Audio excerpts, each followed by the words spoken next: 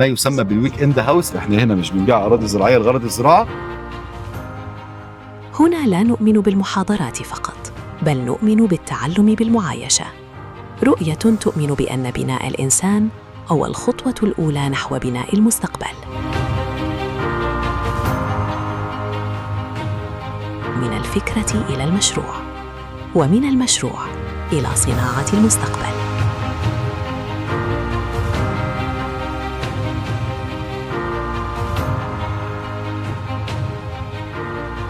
احنا هنا مش بنبيع اراضي زراعيه لغرض الزراعه.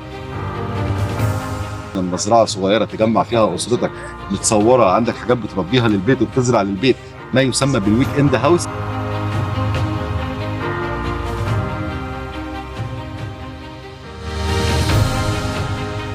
مشروع زايد جاردن هو من اقوى اللوكيشنز الموجوده على طريق مصر اسكندريه الصحراوي.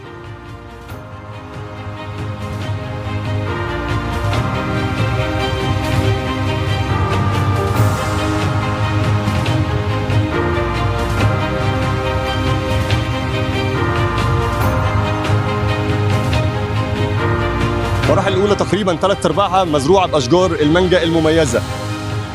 يعني عايز اقول لك اسباب مميزه ان هي تخلي المشروع ده يتباع في مرحله او في وقت بسيط جدا.